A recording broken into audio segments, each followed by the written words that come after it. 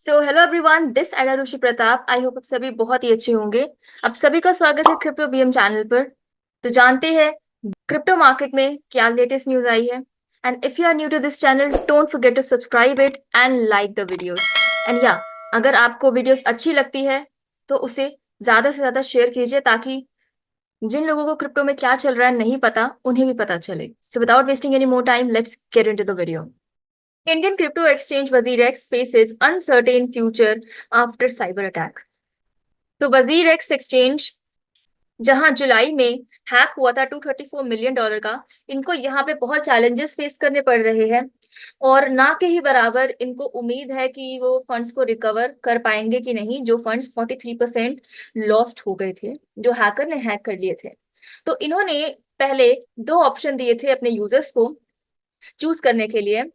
और ज्यादा यूजर्स ने ऑब्वियसली वो ही ऑप्शन चूज करेंगे जिनमें उनको थोड़ा प्रॉफिट दिखेगा। पहला ऑप्शन ये था कि जिसमें 57% उनको एसेट जो थे वो रिकवर हो जाएंगे, वो उनके पक्के हैं उनको मिलना। दूसरे ऑप्शन में ये था, जो हैकर ने लिए थे 43%, लग रहा था कि नहीं, ये मिलने वाले नहीं है, रिकवर नहीं हो सकते।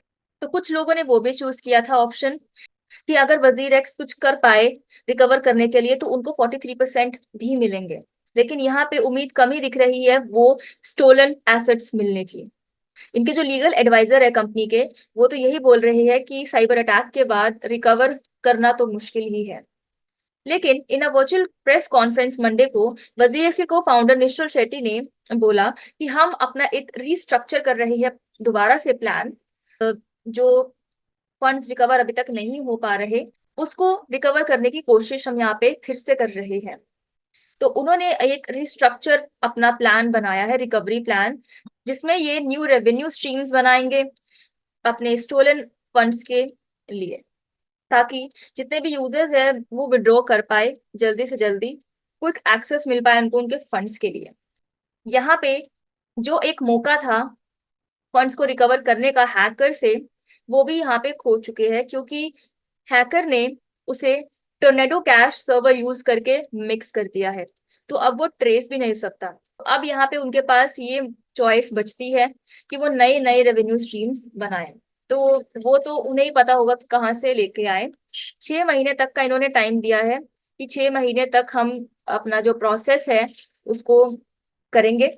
अगर ठीक है, सक्सेसफुल हुआ तो लोगों को मिल जाएंगे, वरना वो फंड्स कंप्लीटली वो खो देंगे। साथ ही साथ यहाँ पे चीजें और कॉम्प्लिकेट हो रही है। कॉइन स्विच ने अपना लीगल एक्शन लिया है लास्ट वीक वजीर एक्स के खिलाफ। Approximately 9.7 million worth of assets जो है वो वजीर एक्स प्लेटफॉर्म पे उनके रुके हुए हैं, और 6 months protection, while it restructures its liabilities after losing $234 million। तो अपने जो भी वो लाइबिलिटीज है उसे वो रीस्ट्रक्चर करेगी।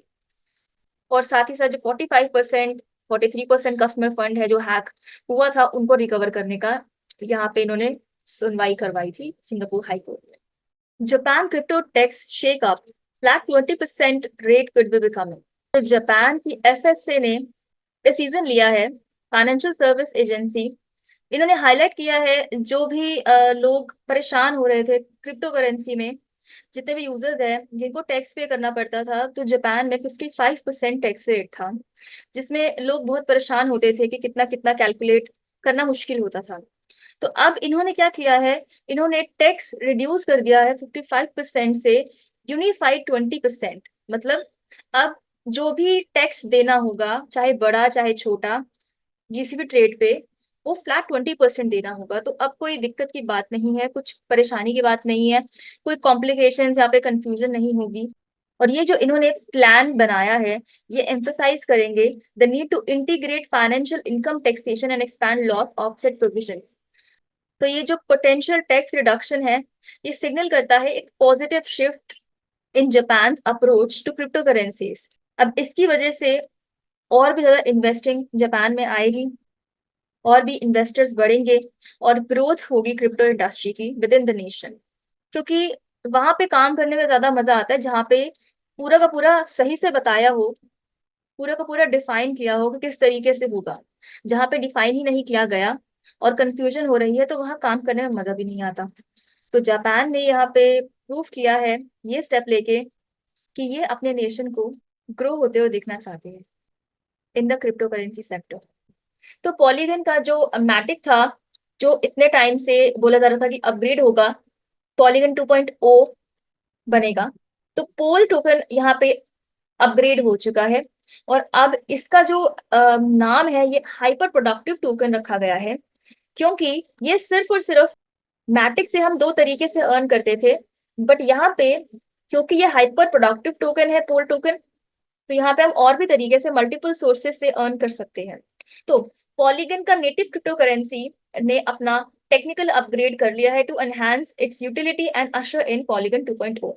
अब बात करें अगर मैटिक की, तो मैटिक जो था, तो मैटिक टोकन की जो यूटिलिटी थी वो गैस फीस तक और स्टेकिंग तक थी। बट इस पोल टोकन की ना सिर्फ नेटिव गैस फीस और स्टेकिंग से यहाँ पे अर्न कर सकते हैं, बल्कि अगर मैं बात करूं तो यहाँ पे बताया गया है मल्टीपल डिफरेंट सोर्सेस से अर्न कर सकते हैं, जैसे staking to secure data availability and decentralising a sequencer. मतलब अगर हम डेटा को सिक्योर करते हैं और अवेलेबल करवाते हैं तो भी पोल टोकन का वैल्यू बढ़ेगा और अर्निंग हो सकती है। साथ ही साथ अगर हम ट्रांजेक्शन को डिसेंट्रलाइज तरीके से ऑर्गेनाइज और प्रोसेस करेंगे तो भी यहाँ पे अर्न कर सकते हैं। यहाँ पे जितने भी मैटिक होल्डर्स है उनको अलग से कोई प्रोसेस नहीं है पोल टोकन में कन्वर्ट करने का, अपने आप ही ये चीज हो जाएगी, मैटिक अपने आप पोल में कन्वर्ट हो जाएंगे। तो जो इसके सीईओ है, इन्होंने बोला है ये जो अपग्रेड है will better enable the community to participate in the network growth. तो यहाँ पे कम्युनिटी अगर पार्टिसिपेट करेगी तो ये अच्छा रहेगा बहुत ही। Now that there are 2% emissions being introduced through this upgrade, it's going to give an opportunity for the community to participate. Technically, even though the full migration hasn't happened, created some emissions that the community has been able to use. तो यहाँ पे community use कर सकती है। ओयरन जो कि CEO है polygon labs के, उनका यहाँ पे ये कहना है कि इस टोकन को हाइपर प्रोडक्टिव टोकन बोला गया है क्योंकि ये ईथर का नेक्स्ट इवोल्यूशन है, जो कि और तरीके से फी जनरेशन ऑप्शंस लेकर आया है। Switzerland fourth largest bank ZKB launches crypto services. तो स्विट्जरलैंड का fourth largest bank Zurich cantonal bank, इसने लॉन्च किया है अपना क्रिप्टो ट्रेडिंग और कस्टडी सर्विसेज अपने यूजर्स को। तो यहाँ पे ये जो बैंक है, फोर्थ लार्जेस्ट बैंक, ये बिटकॉइन और इथेरियम की सर्विसेज प्रोवाइड कर रहा है अपने यूजर्स को। तो इनके यूजर्स ट्रेड कर सकते हैं बैंक के थ्रू। यहाँ पे बैंक ने ऑफर किया है जो इनका ZKB ई बैंकिंग है प्लेटफॉर्म है और ZKB मोबाइल बैंकिंग है, उसके हेल्प से ये ट्रेड कर सकते हैं बिटकॉइन और इथेरियम जैसी एसेट्स में। साथ ही साथ ये बैंक ने पार्टनर किया है crypto finance AG, subsidiary of Deutsche Börse group, crypto trades को एग्जीक्यूट करने के लिए। साथ ही साथ ZKB की एंट्री जो है क्रिप्टो स्पेस में, वो सिर्फ उनके खुद के क्लाइंट्स के साथ लिमिटेड नहीं है।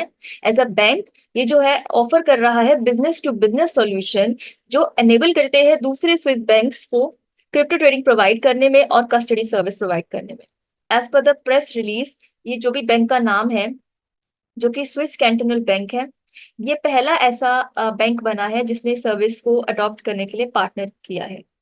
अब ये जो ZKB बैंक है, ये जैसे क्रिप्टो एक्सचेंजेस, सेंट्रलाइज्ड एक्सचेंजेस, तो लोग अब वो ना यूज करके बैंक से ही ट्रेड कर सकते हैं बिटकॉइन और इथेरियम को।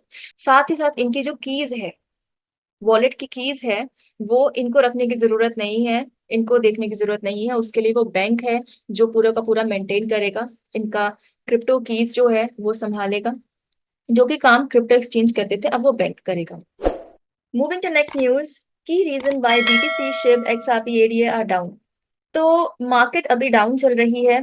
स्टॉक मार्केट यूएस की वो बहुत ही बुरे तरीके से डाउन है, जिसकी वजह से क्रिप्टो मार्केट पे भी इफेक्ट पड़ा है। तो यूएस की इकोनॉमी और चाइना की इकोनॉमी ये थोड़ी सी ढीली पड़ी हुई है। यहाँ पे यूएस की अगर हम बात करें तो मैन्युफैक्चरिंग नहीं हो रही है, साथ ही साथ इंटरेस्ट रेट बढ़ने की वजह से चीजें महंगी होती है, और उसकी वजह से कंसर्निंग यहाँ पे इशू इन्वेस्टर्स को है, क्योंकि यहाँ पे मैन्युफैक्चरिंग कम होने की वजह से कंपनीज में जो भी इन्वेस्टर्स हैं वो अपना यहाँ पे सेल आउट कर रहे हैं। इस वजह से स्टॉक मार्केट डाउन है। अगर हम क्रिप्टो मार्केट की बात करें तो एक रीजन यहाँ पे एक और आ जाता है, सितंबर। सितंबर में स्टॉक मार्केट यूएस की डाउन चलती है, and as well as crypto market जो है वो भी सितंबर में डाउन होती है। अगर हम हिस्टोरिकली देखें चार्ट तो बात करें बिटकॉइन का जो प्राइस है वो 55,555 तक पहुंचा है in the early trading session Wednesday, extending Tuesday losses. तो इकोनॉमिक वीकनेस की वजह से इन्वेस्टर्स जो है उन्हें डर लग रहा है इन्वेस्ट करने से और अपना ये सेल आउट करने में लगे हुए हैं। अगर ऑल्ट कॉइन्स की बात करें तो XRP, Shiba Inu and Cardano 2.79%, 2.64% और 1.79% से गिरे हैं। बिटकॉइन 24 घंटे में 3% अप्रॉक्स गिरा है। Former empty Gox CEO to launch Ellipx crypto exchange in Europe. तो फॉर्मर सीईओ एम्प्टी गॉक्स के जो कि बैंकरप्ट क्रिप्टो एक्सचेंज था, हाइब्रिड एक्सचेंज, तो उसके जो सीईओ है उन्होंने एक नया क्रिप्टो एक्सचेंज स्टार्ट किया है जिसका नाम है एलिपेक्स, जो सितंबर में लॉन्च हुआ है। अब ये बेस्ड इन पोलैंड है। अभी जो प्लेटफॉर्म है ये पहले यूरोपियन यूजर्स को सर्व करेगा सबसे पहले। इसके जो प्लान्स है उसके बाद ग्लोबली एक्सपैंड होंगे और फिर ये सिर्फ और सिर्फ क्रिप्टो में ही नहीं बल्कि बैंकिंग में और फिएट करेंसीज की सर्विसेज भी देगा। तो बात करते हैं एलिपेक्स की, जिसके सीईओ है, क्योंकि उनका डिफंक्ट क्रिप्टो एक्सचेंज था तो उस बंदे पे भरोसा करना ऑब्वियस सी बात है मुश्किल है, क्योंकि 10 साल बाद जाके उस एक्सचेंज ने बिटकॉइन दिए हैं, एसेट्स जो भी फंसे हुए थे लोगों के वो दिए हैं। अब यहाँ पे उस भरोसे को, उस ट्रस्ट को बनाने के लिए इन्होंने यहाँ पे एक्सचेंज अपना लॉन्च किया है। एलिपेक्स एम करता है कि वो कंप्लाई करेगा पहले तो यूरोपियन यूनियन मार्केट में इन क्रिप्टो एसेट रेगुलेशन के साथ and promote transparency through regular third party audits. तो इंडिविजुअल कंपनीज से वो ऑडिट करवाएगा, जो भी उनके ऑपरेशंस हैं वो देखेगी ट्रांसपेरेंसी को बढ़ाने के लिए।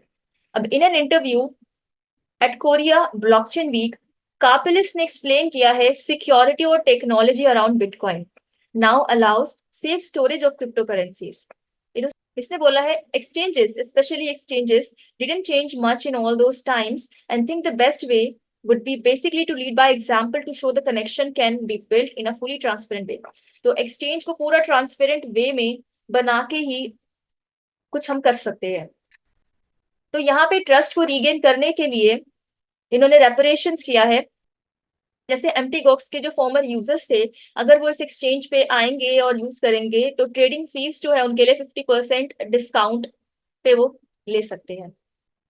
अब ये जो डिस्काउंट है इस टाइड टू एनएफटीज, कापिलिस ने रिलीज किया था couple of years ago for empty Gox users, लेकिन कुछ ही 100 of the million affected users ने ही क्लेम किया था।